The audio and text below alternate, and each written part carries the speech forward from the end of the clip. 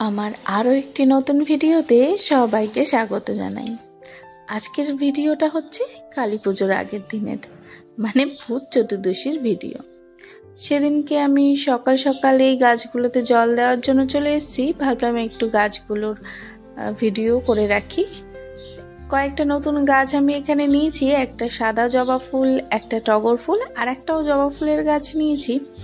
আর আমার বাড়ি থেকে নিয়ে আসার সময় 2-3টে গাছ এমনিও মরে গেছে জানেন, কিন্তু কি আর করা যাবে, যে কটা বেঁচে আছে সেগুলোকেই যত্ন করতে হবে এখন।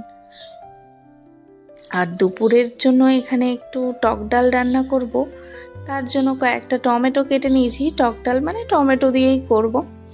আর এখানে বাঁধাকপি কেটে নিয়েছি। আর টক ডালের জন্য ফোড়নে দিয়ে দিচ্ছি একটু কালো সর্ষে আর শুকনো লঙ্কা, আর আমি কয়েকটা কারি পাতাও এখানে অ্যাড করেছি। ব্যাস এগুলো থেকে যখন একটু ভালো গন্ধ ছাড়বে তখন সামান্য একটু পেঁয়াজ দিয়ে নেড়ে চেড়ে নেব। বাড়িতে যখন টক ডাল করতো তখন কারি পাতাটা ব্যবহার করতো না। কারি পাতার ব্যবহারটা আমি এখানে আসার পরই অনেকগুলো রান্নাতেই বেশ করে থাকি। এরপর আমি টমেটোগুলো দিয়েও ভালো করে নেড়ে চেড়ে নিয়ে যখন টমেটোগুলো একটু সেদ্ধ হয়ে যাবে তখন ডালটা দিয়ে দেবো।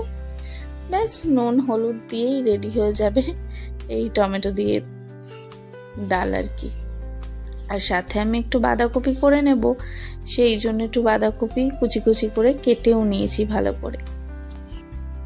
ডালটা যত বেশি ফোটানো হয় ততই কিন্তু ডালের স্বাদটা বেড়ে যায়, আমার তো সেটাই মনে হয়। তো এদিকে ডালটা কিন্তু আমার প্রায় হয়ে এসছে।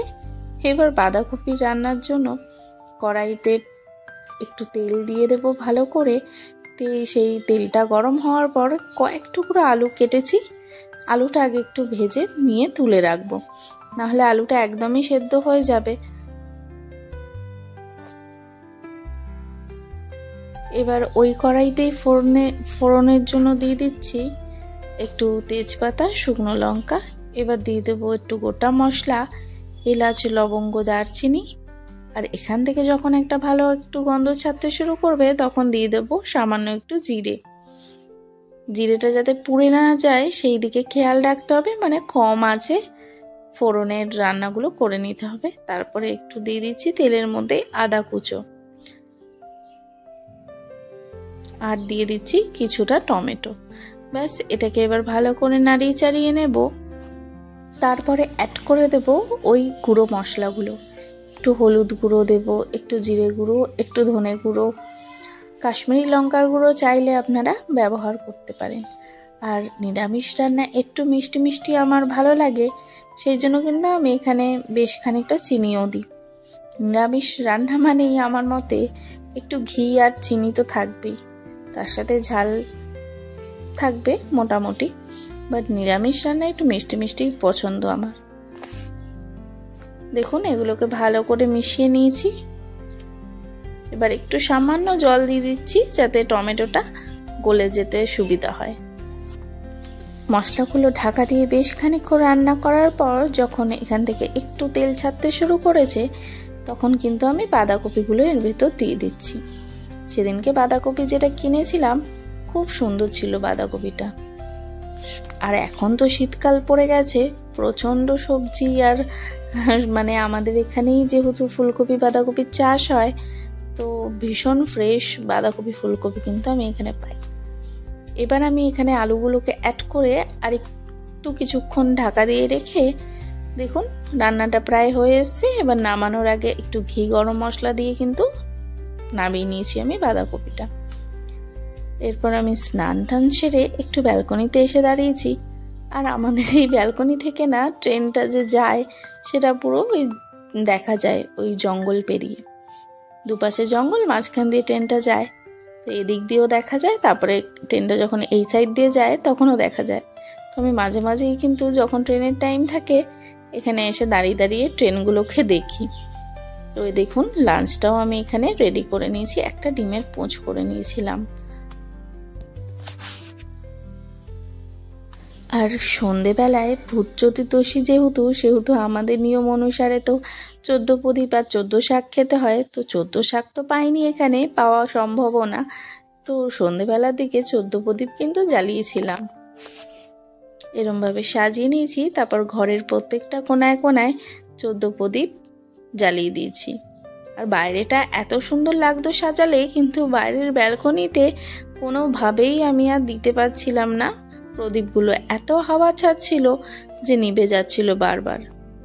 আগে ছোটবেলায় কি হতো না, সবাই যখন এই 14 প্রদীপের দিন সবাই প্রদীপ জ্বালাতো, আর পরের দিন তো অনেকগুলো প্রদীপ হয়ে যেত, তো সবাই মিলে না সেই প্রদীপগুলোকে কালেক্ট করে কি যে খেলা খেলতাম কে জানে, বাট জোগাড় করতে কিন্তু বেশ ভালো লাগতো। খুঁজে খুঁজে কে কোথায় প্রদীপ দিয়েছে সেখান থেকে সবাই মিলে এক জায়গায় জড়ো করতাম এতগুলো প্রদীপ।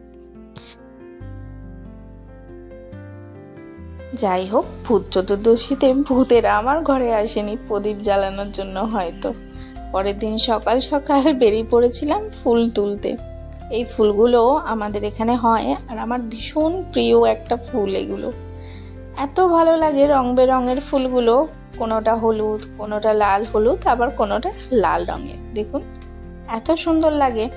এগুলোর নাম যদিও আমি জানি না, কিন্তু আমার বেশ ভালো লাগে। আর ঠাকুরকে তো আমি এই ফুলগুলোই এখানে আসার পর থেকে দিয়ে থাকি যখন ফুল কিনতে পারি না। তো সকাল সকাল আমি এই ফুল তুলে এনে ঠাকুরটাকে পুজোও দিয়ে দিয়েছি। দেখুন এই ফুলগুলো দিয়ে সাজানোর পর এত সুন্দর লাগছে বলার মতো নয়।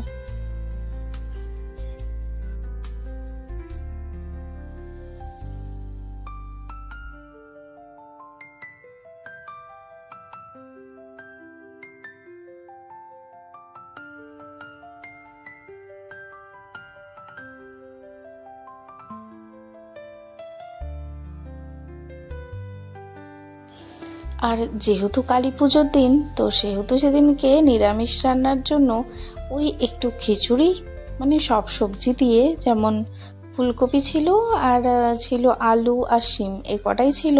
তো এগুলো দিয়ে একটু খিচুড়ি করে নিয়েছিলাম, আর সাথে ঢেঁড়স ভেজেছিলাম। আর আমার কাছে একটু নারকোল ছিল বলে খিচুড়িতে একটু নারকোলও দিয়ে দিয়েছিলাম।